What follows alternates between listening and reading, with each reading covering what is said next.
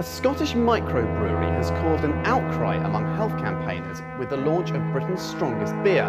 You voted for it, here it is, team friends. This is Brewdog, tactical James nuclear Watt. effing penguins from Can I Brewdog. quote you, the 32% Imperial Stout. Basically, it This starts is really life as a it's Brewdog to their paradox, which is toffee flavours coming through, really thick, licoricey flavours coming through. Some Scotch barrels. It's quite citrusy. There's a massive amount of hops in the beer. Of course, it's a Brewdog exactly. beer. They put it in Why these not? big plastic vats. But the take it to an ice mouthfeel cream is the plant in thickest. Scotland.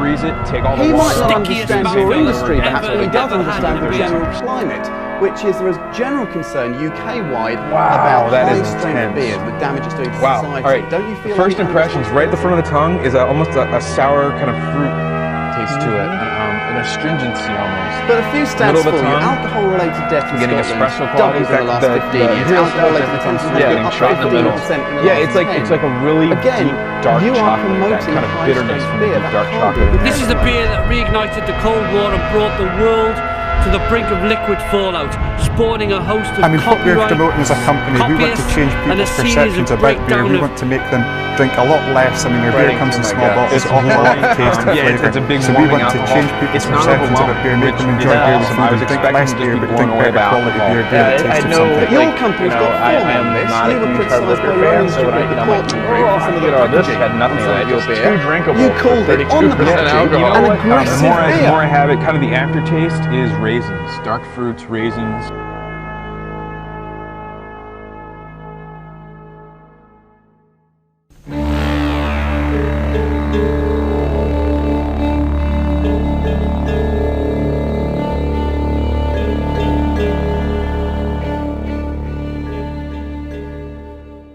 "11 years ago, something odd happened in the world of beer. On the 26th of November 2009, Brewdog announced that they had successfully created the world's strongest beer at 32% ABV.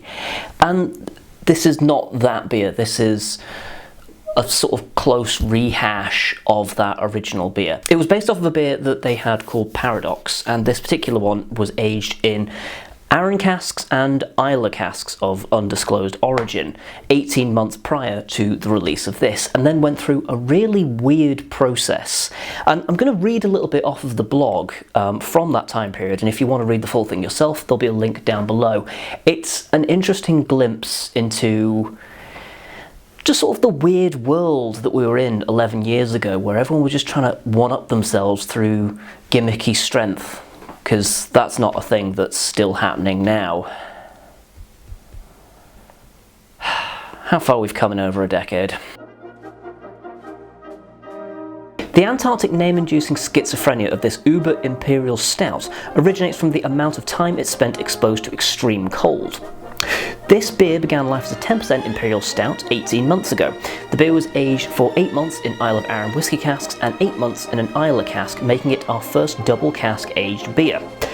After an intense 16 months, the final stages took a groundbreaking approach by storing the beer at -20 degrees for 3 weeks to get it to 32% ABV.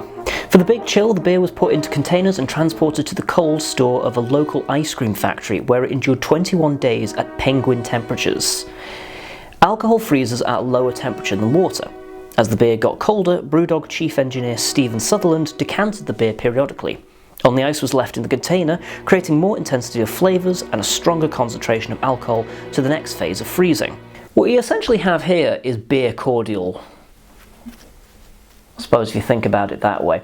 Now, that blog does go on to say that this is a beer that is designed to be different. It does talk about the current state of beer in 2009, which was something that was not seen as respectable, something that was easily abused, and rather than wanting to contribute to that, their claim was that they wanted something that could be enjoyed like a whiskey. They basically wanted that conversation of, oh, a whiskey is a very sophisticated drink that's drank by red-nosed gentlemen. They wanted the same thing of beer. I'm not convinced they've succeeded, but they make a lot of money now by churning out essentially mass market beer, which is hilarious because there's a mention in that blog about how they are rebels against mass market beer, and it's just like, what a difference 11 years makes, eh? I've poured this out already. I have had this beer before, but the last time I had it, I'm pretty sure Matt Smith was in the TARDIS, so it was a little while ago now. I've let it breathe because it's this weird crossover of whiskey strength, well, not quite whiskey strength, but it's getting close, you know, it's 8% off. And there are whiskey components in there. This is a modern rebrew of it, and it comes in a much smaller bottle. The original came in a 330. This is coming in a much more approachable, I suppose, 110ml vial, for want of a better way of putting it. And there is actually a little bit of waffle on the back, which talks about this modern release.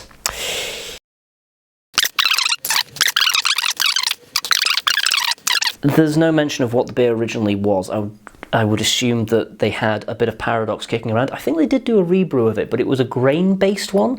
So if they've used that, then this is going to be quite substantially different, because there's a lot of individual components that aren't going to be the same again. Like, they would need to get the same kinds of casks and stuff, and I just don't think they'd bother, because it's pretty clear what this is. This is a smash and grab for kind of like people that were like, oh my god, it's back! The world's strongest beer from 10 years ago that's no longer the world's strongest beer is back. OMG, we have to get it.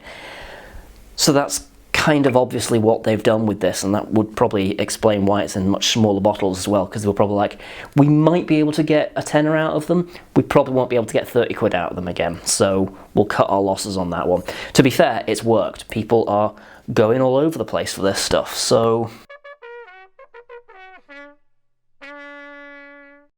to look at it, it's reminding me of a lot of Pedro Jimenez.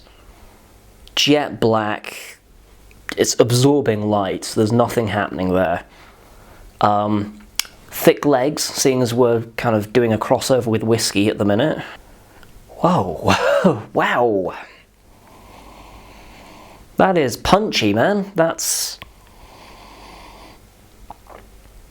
yeah, coffee and figs. There's kind of like a burnt sugar kind of a thing to it. It's reminding me quite a bit of rye bread. Like fresh rye bread, not like that crappy stuff that's packaged in plastic and it's been on the shelf for like 6 months. Like fresh rye bread from a bakery. A bit like sesame seed in there as well, actually. Which, okay. Tons of licorice. Absolutely tons of licorice. I don't know why it took me a minute to identify the licorice. I quite like licorice. I've had salmiakki in the past. Salmiakki is lovely. If you want to see me drinking salmiakki, there's a card somewhere. I don't have any water on hand. I almost think maybe I should try it with a drop of water, but I'm not going to, because there's a certain amount to which I will not go for the parallel. But, okay. 32% beer. I mean, you can't say that I'm not keeping up with the kids, if nothing else.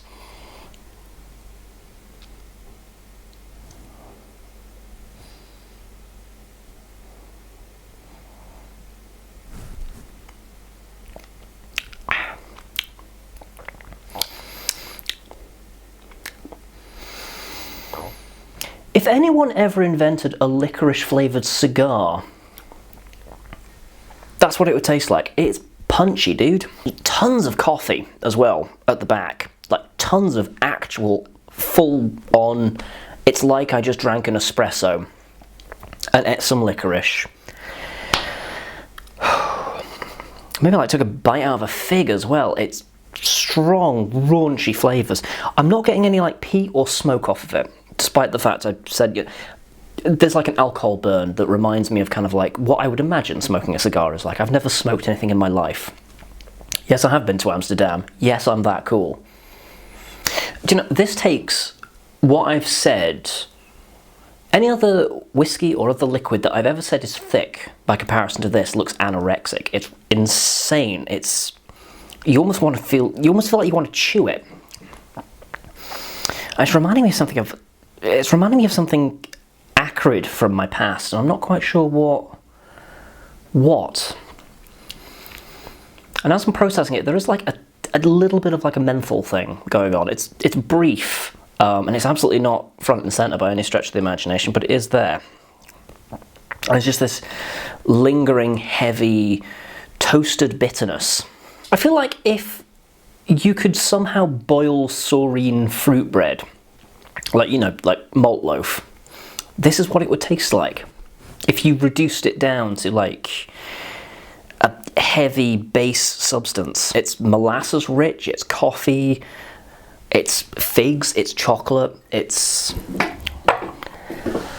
Probably the nicest Brewdog beer I've had in a long fucking time. How does it compare to the old school one? I don't know. I don't have any on hand. It's been too long since I last drank it, and my palate has changed since then. I can't make a fair comparison. If somebody has it stored somewhere, then maybe they can, but I can't, unfortunately. But I did want to look back on this and just kind of see, is it still a beer worth picking up? It's certainly an experience. I think it's maybe been released at the wrong time, because I feel like it's one that you need to share.